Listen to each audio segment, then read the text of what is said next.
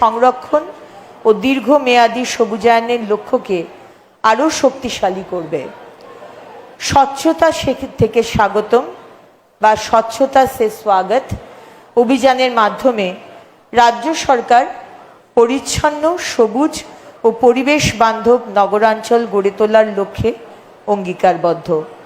এবং আজকে মাননীয় মুখ্যমন্ত্রী যে স্বচ্ছ অ্যাপ আমরা কদিন আগে 10টি মিউনিসিপ্যালিটি নিয়ে আমরা শুরু করেছিলাম, আজকে আমরা মাননীয় মুখ্যমন্ত্রীর হাত ধরে কলকাতা মিউনিসিপ্যাল কর্পোরেশনের আন্ডারে যারা যার ওয়ার্ড রয়েছে সেগুলোতেও এই স্বচ্ছতা অ্যাপ এবং সেটি কি করে কাজ করা যাবে মাত্র 2 ঘন্টার উইন্ডোতে আপনি ছবি তুলে পাঠিয়ে দেবেন এবং কেএমসি লোকেরা যারা কাজ করছেন, রাস্তায় যারা কাজ করছেন, তারা গিয়ে সেটিকে পরিচ্ছন্ন করবে।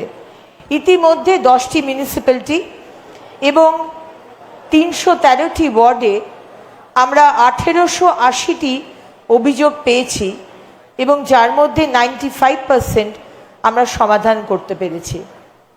এবং আশা করব আগামী দিন মানে শুক্রবার থেকে আমরা কলকাতা মিউনিসিপ্যাল কর্পোরেশনের যে যে এরিয়া রয়েছে, ওয়ার্ড রয়েছে, সেগুলোতে আমরা স্বচ্ছ অ্যাপের দ্বারা যে সুবিধে আমরা দিচ্ছি সেগুলো আমরা চালু করব। অনেক ধন্যবাদ, নমস্কার। ধন্যবাদ জানাই মাননীয় মন্ত্রী শ্রীমতী অগ্নিমিত্রা পালকে। এবারে মাননীয় মুখ্যমন্ত্রী শ্রী শুভেন্দু অধিকারী মহাশয়কে অনুরোধ জানাবো আজকের এই উদ্যোগ সম্পর্কে তার বক্তব্য রাখার জন্য। ভারত মাতা কি। সমবেত ভদ্রমণ্ডলী, কলকাতা শহরকে যারা সচল রাখেন, স্বচ্ছ রাখেন, এই সিটি অফ জয়, এই তিলোত্তমা নগরী, তাকে সুন্দর হিসেবে গড়ে তোলেন, রক্ষা করেন, এগিয়ে নিয়ে যান আমাদের কলকাতা কর্পোরেশনের আধিকারিক, ইঞ্জিনিয়ার, কর্মচারী এবং মহানগরের কর্পোরেশন পরিবারের সমস্ত ব্যক্তিবর্গকে প্রথম কৃতজ্ঞতা জ্ঞাপন করি। আমি 2017 সালে এসেছিলাম, তখন মন্ত্রী ছিলাম। তার বেশ কয়েক বছর পরে পশ্চিমবাংলার গণদেবতা জনতা জনার্দনের আশীর্বাদ এবং কলকাতা শহরের গুরুত্বপূর্ণ বিধানসভা ভবানীপুর, সেখানকার 8টি ওয়ার্ডের মানুষের আশীর্বাদ নিয়ে আমি মুখ্যমন্ত্রী হিসেবে আজকে এখানে আসতে পেরে নিজেকে ধন্য মনে করছি। এই সমগ্র ব্যবস্থাপনা, আয়োজক, উদ্দেশ্য ছোট্ট অথচ একটি মিনিংফুল, একটি কার্যকরী কর্মসূচির আয়োজক ব্যবস্থাপক আমাদের মাননীয় কমিশনার প্রশাসক কলকাতা কর্পোরেশন আইএস শ্রীমতী স্মিতা পান্ডে সহ তার সাথীদেরকে ধন্যবাদ জানাবো। আমাদের রাজ্যের অর্থমন্ত্রী তথা রাসবিহারী বিধানসভা কেন্দ্রের বিধায়ক এবং বিশিষ্ট শিক্ষাবিদ আমাদের ডক্টর স্বপন দাশগুপ্ত এসেছেন, যিনি পদ্ম অ্যাওয়ার্ডীও বটে। তাকে আমি যথাযথ শ্রদ্ধা জানাই। এই দপ্তরের মাননীয় মন্ত্রী, দুবারের এমএলএ, আমার ক্যাবিনেট কলিগ শ্রীমতী অগ্নিমিত্রা পাল মহোদয়া রয়েছেন, তাকেও ধন্যবাদ জানাই।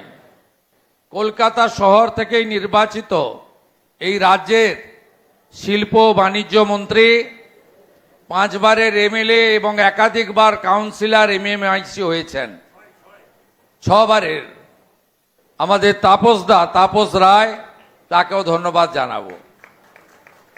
এবারে রাজ্য মন্ত্রিসভায় কলকাতায় আরও প্রতিনিধিত্ব পেয়েছেন। শুধু অর্থমন্ত্রী নয়, শিল্প বাণিজ্য নয়, মুখ্যমন্ত্রী নয়, আরও 2 জন এমওএস হিসেবে দায়িত্ব পেয়েছেন।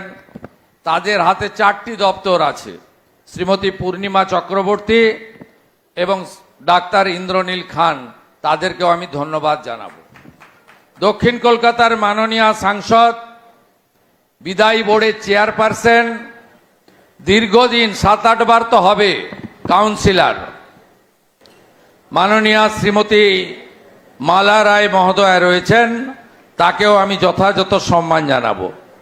এখানে আমাদের সব এমএলএরাই এসেছেন, প্রায় এ পক্ষ অপক্ষ নেই আমাদের কাছে, একটাই পক্ষ, উন্নয়নের পক্ষ, বিকাশের পক্ষ, প্রগতির পক্ষ। আমি প্রাক্তন মেয়র এবং বিধায়ক ফিরহাদ হাকিম এবং প্রাক্তন বিরোধী দলনেত্রী শ্রীমতী মীনা দেবী পুরোহিত সহ সকলকে আমার অন্তর থেকে সম্মান জানাই এবং সময়ের অভাবে সকলের নাম বলতে পারলাম না, একযোগে সকলকে সম্মানিত করি। আধিকারিকদের মধ্যে ইউডিএম এর সেক্রেটারি আমাদের খলিল সাহেব আছেন, নগর পাল আছেন।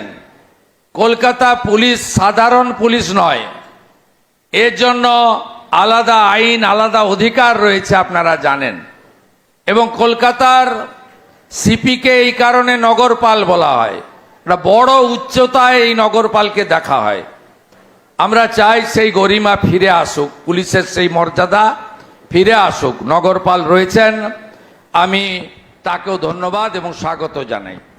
প্রেস মিডিয়ার বন্ধুরা আছেন, আজকের কর্মসূচির উদ্দেশ্য স্মিতা পান্ডে মহোদয়া এবং শ্রীমতী অগ্নিমিত্রা পাল মহোদয়া আপনাদেরকে জানিয়েছেন।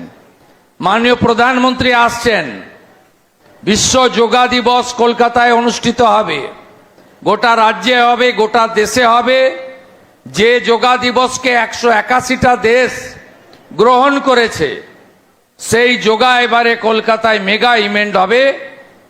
তার আগে মাননীয় প্রধানমন্ত্রীকে আমরা স্বচ্ছতার মাধ্যমে স্বাগত করতে চাই।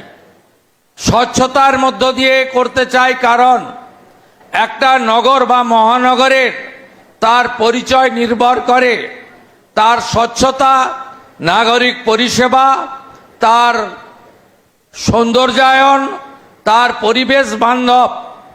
আমাদের বৃক্ষ থেকে শুরু করে আমাদের এখানে যে সমস্ত হেরিটেজ বিল্ডিং রয়েছে, বিভিন্ন ধর্মের আস্থার কেন্দ্রগুলি রয়েছে এবং যে জিনিসগুলোর সঙ্গে আমাদের কয়েকশো বছরের ঐতিহ্য যুক্ত রয়েছে, সেই জায়গাগুলোকে আমরা যদি সুন্দর করতে পারি। প্রকৃতি মা এবং ভগবান সব দিয়েছে কলকাতাকে। এত সুন্দর নদী, এত সুন্দর তার পরিবেশ, এত সুন্দর পরিকাঠামো এবং এখানকার লোকেরা এত রুচি সম্পন্ন, সংস্কৃতিবান এবং তাদের শিক্ষা দীক্ষা সচেতনতা এত উচ্চতায় রয়েছে। আমরা একে যদি সঠিকভাবে কাজে লাগাতে পারি, তাহলে আমাদের কল্লোলিনী তিলোত্তমা, যাকে সিটি অফ জয় বলা হয়, একটা সময় যে শহর আমাদের ভারতবর্ষের কালচারাল ক্যাপিটাল ছিল, যে শহরে স্বামী বিবেকানন্দের মতো বিশ্ব বন্দিত যুব সন্ন্যাসী জন্মগ্রহণ করেছেন, সেই শহরকে আমরা ঠিক উচ্চতায় নিয়ে যেতে পারব। তাই আগামী 15 থেকে যে কর্মসূচি কমিশনার মহোদয়া এবং মাননীয় মন্ত্রী ঘোষণা করেছেন, আপনাদের সকলের সহযোগিতা আমি প্রার্থনা করি। আমি নিজে 17 তারিখে গঙ্গার পার্শ্ববর্তী এলাকা স্বচ্ছতাতে আপনাদের সঙ্গে সকালে থাকব এবং 18 তারিখে আমি ভবানীপুর বিধানসভা কেন্দ্রেও সকালবেলা প্রত্যুষে আপনাদের সঙ্গে থাকব। আমরা 19 তারিখ একটি হাফ ম্যারাথন করব স্বচ্ছতার জন্য, যা শুরু হবে কলকাতা কর্পোরেশনের গেট থেকে, শেষ হবে ঐতিহ্যমণ্ডিত মহাকরণ রাইটার্স বিল্ডিং এর সামনে গিয়ে। সেখানেও আপনাদের সবাইকে উপস্থিত থাকার জন্য অনুরোধ করব। রাজ্যের যুব কল্যাণ দপ্তর এবং বিভিন্ন স্পোর্টস অর্গানাইজেশন কলকাতা পুলিশকে বিশেষ দায়িত্ব নিয়ে এই ম্যারাথনটি সংগঠিত করার জন্য আমি অনুরোধ জানাবো। আপনারা যেহেতু এখানে অনেক জনপ্রতিনিধিরা এসেছেন, বিধায়করা, মন্ত্রীরা, অনেক প্রাক্তন কাউন্সিলররা এসেছেন। যেহেতু একটি অচলাবস্থার সৃষ্টি হওয়ার পরে মাননীয় বিদায়ী মেয়র পদত্যাগ করার পরে পৌরসভায় আমরা নিয়ম মেনে, আইন মেনে 3 দিনের মধ্যে নির্বাচিত বোর্ড করার আবেদন করেছিলাম। যারা সংখ্যাগরিষ্ঠ দল ছিলেন তারা সে কাজ করতে পারেননি। আমি এটা বিতর্কের জায়গায় নিয়ে যাব না, আইনের পরিভাষা দিয়ে বলবো। তাই রাজ্য সরকার বাধ্য হয়েছে প্রশাসক বসাতে। 8ই জুন প্রশাসক বসেছে।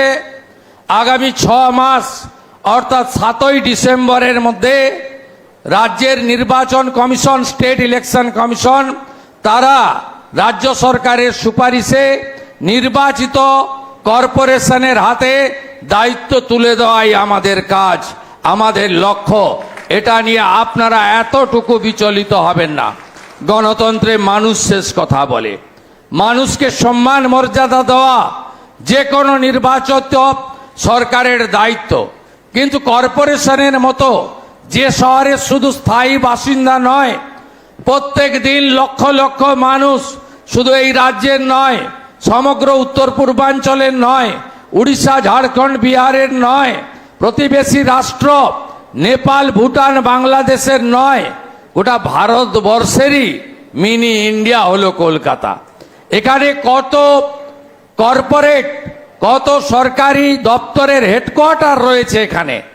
এখানে মেট্রো নেটওয়ার্ক, এখানে সার্কুলার রেল থেকে শুরু করে এখানে শিয়ালদা এবং কাছেই হাওড়ার মতো গুরুত্বপূর্ণ আমাদের রেল স্টেশন রয়েছে। স্বাভাবিকভাবে এই শহরে কর্পোরেশনের কিছু কাজ আছে যেটা রাজ্য বা কেন্দ্রীয় সরকার করে না।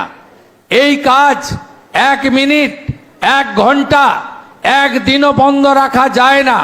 সাফাই অভিযান, পানীয় জল দেওয়া, পার্কিং এর ব্যবস্থা করা, পার্কগুলিকে রক্ষণাবেক্ষণ করা, জন্ম মৃত্যু নথিভুক্তকরণ করা, প্ল্যান কনভার্সন, মিউটেশন, নানাবিধ কাজ রয়েছে যা আইন করে কর্পোরেশনকে আমরা আমাদের বিগত দিনে ব্যবস্থায় দিয়ে যাওয়া হয়েছে। তাই প্রশাসক আমরা বসিয়েছি। প্রশাসককে সহযোগিতা করার দায়িত্ব আপনাদের সকলের দায়িত্ব। প্রত্যেকবারই কলকাতায় বর্ষা এলে এখানে জল জমে। বিগত 5-6 বছরের ইতিহাস যদি দেখেন তাহলে সাইক্লোন, ন্যাচারাল ক্যালামিটি, কয়েকদিন আগেই হঠাৎ কালবৈশাখীতে কলকাতাতে শুধু লণ্ডভণ্ড হয়ে যায়নি, গাছ উপড়ে পড়ে যায়নি, অনেকে মারাও গেছেন। তাই এই রকম একটা সার্ভিস যেটা 24x7 দিতে হয়, যার শনিবার নেই, রবিবার নেই, ছুটির দিন নেই, 10টা 5টায় করা যায় না, 24x সার্ভিস দিতে হয়। এক্ষেত্রে শুধুমাত্র কমিশনার বা প্রশাসক, আধিকারিক বা ইঞ্জিনিয়ার বা কেবলমাত্র পৌর কর্মীদের উপরে বা সঙ্গে পুলিশের উপরে নির্ভর করে কিন্তু করা যায় না। এগিয়ে আসুন সচেতন জনগণ, এগিয়ে আসুন বিদায়ী কাউন্সিলররা, এগিয়ে আসুন যারা বাংলা এবং কলকাতাকে ভালোবাসেন। সে রাজনৈতিক, সামাজিক, ধর্মীয় বা অন্যভাবে হতে পারেন, সবাই এগিয়ে আসুন। এই সময়কালে আমরা যাতে কলকাতার মানুষ জল জমে যাওয়ার জন্য কষ্ট না পায়, বিপদে না পড়ে এবং আমাদের কর্পোরেশনের প্রত্যেকটা পরিষেবা আমরা যাতে সুন্দরভাবে দিতে পারি, সেই সহযোগিতা আমি আপনাদের সকলের কাছ থেকে প্রার্থনা করব। আমরা কলকাতা কর্পোরেশনকে এই অর্থবর্ষে স্টেট আমাদের যে ভোট অন অ্যাকাউন্ট আগেই হয়েছে এবং আমাদের যে টেন্টেটিভ প্রভিশন রয়েছে সেখানে আমরা আপনাদের অ্যাডিশনাল ডেভেলপমেন্টের জন্য 600 কোটি টাকা দিতে পারি যদি প্রপোজাল আপনারা দেন। আমরা দিতে পারি অমৃত যোজনায় ভারত সরকারের যে কস্ট রেশিও ভিত্তিতে 60-40, 60 সেন্ট্রাল গভর্নমেন্ট দেয়, 40 আমরা দিই, আরও 500 কোটি টাকা আপনাদের দিতে পারি। নমামি গঙ্গা আপনাদের ঠিক মতো হয়নি, এসটিপি সেন্টারগুলো আপনারা ঠিক মতো পাননি। আমরা চেষ্টা করছি আরো এসটিপি স্টেশন বাড়িয়ে নমামি গঙ্গাতে আরো 500 কোটি টাকার কাজ করার জন্য। এছাড়াও আপনাদের আরবান চ্যালেঞ্জ ফান্ড এবং স্বচ্ছ ভারতে আমরা ভারত সরকার এবং রাজ্য সরকার মিলে আপনাদের আরো সাহায্য করতে পারি। আমি আশা করব আমাদের গৌরবের কলকাতা আপনারা আরো সুন্দর করে গড়ে তুলবেন এবং আমি নয়, আমরা নীতিতে বিশ্বাসী হয়ে আমরা এই কলকাতাকে সুন্দর করে সাজিয়ে তুলব, গড়ে তুলব। মাননীয় আরবান ডেভেলপমেন্ট সেক্রেটারিকে বলবো এই সময়কালে যাতে কলকাতায় কোনো অসুবিধা না হয়। মাননীয় মন্ত্রী মহোদয়কেও বলবো আপনি এবং আপনার দপ্তরের রাষ্ট্রমন্ত্রী উমেশ রায় আপনারাও বিশেষ নজর হাওড়া কর্পোরেশন, বিধাননগর কর্পোরেশনের সাথে কলকাতা কর্পোরেশনকেও রাখবেন। প্রয়োজন হলে আমরা আপনাদের আরো সহযোগিতা করব। মাননীয় দার্জিলিং এর পাহাড় থেকে তিনি সাগর পর্যন্ত সবার জন্য কাজ করবেন। তার জন্ম, তার বড় হওয়া, তার সমস্ত কিছু কলকাতাকে কেন্দ্র করে। রাসবিহারীর মানুষও তাকে অনেক ভোট দিয়ে জিতিয়েছে। তিনি অর্থ দপ্তরের দায়িত্ব পেয়েছেন। তার সব কিছু কাজের মধ্যে কলকাতা তো অগ্রাধিকার পাবে। আর আমি গ্রামের ছেলে, মেদিনীপুরের ছেলে, প্রথমবার দাঁড়িয়েই 8টি ওয়ার্ডের মধ্যে 7টি ওয়ার্ডে লিড নিয়ে ভবানীপুরের মানুষের আশীর্বাদ নিয়ে 15,105 ভোটে জিতেছি। আমারও দায়িত্ব থাকবে গোটা রাজ্যের সাথে সাথে মেদিনীপুরের সাথে সাথে কলকাতা এবং ভবানীপুরকে একটি আদর্শ বিধানসভা হিসেবে উন্নয়নের মাধ্যমে সাজিয়ে দেওয়া। আসুন আমরা ওরা নীতি ছেড়ে দিয়ে আমরা সবাই উন্নয়ন, বিকাশ, প্রগতির মধ্য দিয়ে আমাদের কলকাতাকে এগিয়ে নিয়ে যাই এবং আমরা ডিলিমিটেশনের মধ্য দিয়ে আমরা কলকাতায় ওয়ার্ড পুনর্বিন্যাস করে একটি 6 মাসের মধ্যে নির্বাচিত বোর্ডের হাতে দায়িত্ব তুলে দিই। এটাই আমাদের সকলের ইচ্ছা থাকুক। সবাই ভালো থাকবেন। সকলকে আরেকবার অভিনন্দন জানিয়ে মাতা কালীকে প্রণাম করে আমার কথা এখানেই শেষ করলাম। জয় হিন্দ, বন্দে মাতরম। ভিডিওটি ভালো লাগলে লাইক করুন, সাবস্ক্রাইব করুন, শেয়ার করুন এবং ফলো করতে ভুলবেন না। আপনাদের এলাকার খবর, ছবি ও ভিডিও হোয়াটসঅ্যাপ করুন। আপনার খবরই পৌঁছে যাবে সবার কাছে। আমার কলকাতা, আমার শহর, আমার কণ্ঠ।